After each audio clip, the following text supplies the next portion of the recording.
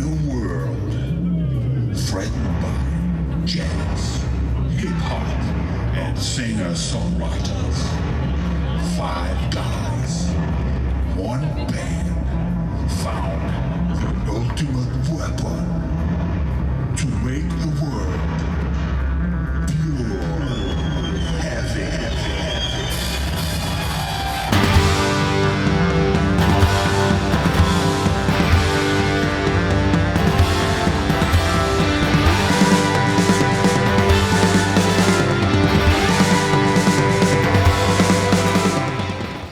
Show, basically, not like in a I'm a funny clown dressing up way, but I think our shows are a lot. We always try to do a show where people, when they leave, they should feel that they were part of an experience, not just observing one. If you know what I mean. So we interact a lot with our audience, and we do. I guess we do a show where sometimes like. It doesn't have to be like the playing. It doesn't have to be perfect. Because if we can do the show more fun, and it means that it's harder to play or sing, then you know, fuck that. We try to entertain. Same lines, different show. Party as a wolf in my heart. So what's up in the room? I think the main difference is that Pure Heavy is a little more produced album, because we talked about how we wanted to like do the next album after Youngblood, and we wanted to keep like playing live in the studio, but at the same time we also wanted a bigger sound on this one. So basically it's recorded the same way, but it's some more like layers of guitars and effects and stuff. Mm-hmm. Yeah, I think Youngblood was Youngblood is a bit more simple, and it's a bit more raw because there's not so many overdubs. Like you said, Pure Heavy is a lot more produced, but I think it has the same sort of live nerve to it as Youngblood, but Youngblood is a bit more simple. So I think, you know, some people think that Pure Heavy is a better album because they like the production part as well, and some people prefer Youngblood because they like the sort of the nakedness.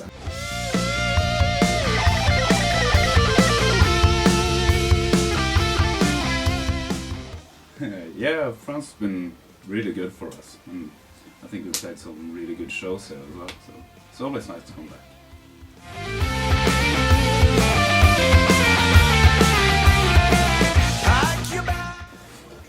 Nah, I think I can answer that really simple. I think what you shouldn't ask that. What we should ask is we should ask Gene Simmons, when was the last time you went to a show to see a band that you wanted to discover, or when did you last go out just flipping through records trying to find new bands? I don't think he's got his finger on the pulse these days. So you know, he said that probably to just get attention. But I can sort of see where he's coming from, because what he's talking about is basically that records don't sell anymore, and there's so many bands out touring, so the competition is so hard there, and basically musicians don't make money anymore, and the record labels don't make money and all of that. But that doesn't mean that rock is dead, because there's just as many bands out there as ever trying to break through and doing what they love. I seen this room, yeah, I walked through this door. I know I promised you a better one, but every time I try to make you turn around. It's not really that serious and have so many themes. I always try to write lyrics that sort of fits the music, and usually we were watching a Tom Petty documentary on the bus the other night, and he said that he always, you know, when he writes a melody line, he just sings stuff, and then he says there's always a word or a sentence that get stuck there. It keeps coming back. And he says he used them sort of as a light pole, that sort of a starting point. And that's the same thing I do. You know, I just sing a lot of rubbish when we write the songs. And then after a while, there's always something that sticks. Like on Youngblood, on the Redemption Blues, it was the poison that kept coming back. And then, you know, you think about when I sat down to write the lyric, I felt that the word poison had to be in there, and then you start thinking, well, poison, what is poison, and what can I use that as a starting point for? And then it became a song about drinking, which is poisoning your body, man. and I don't know why I said that to you. No, but they are more. It's not really a theme to any of our albums. It's just I just sing stuff, and then I try to create a lyric out of a certain starting point.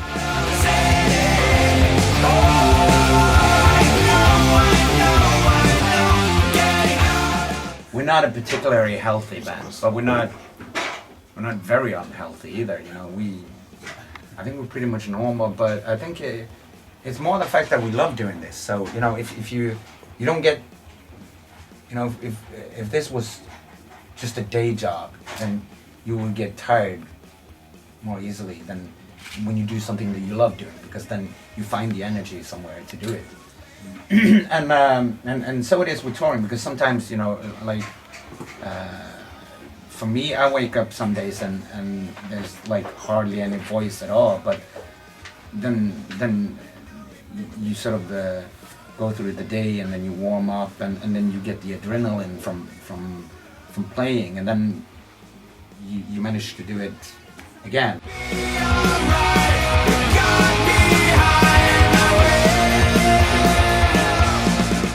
We become happy people. You know, we get older, and when you get older, you stop caring so much. Things aren't that serious anymore, and I think it's a combination of that fact that you get older, and the whole music business industry is not that important anymore, because when you start out, you know, you try to become as popular as possible, and at one point you start going like, it becomes more important to enjoy what you do.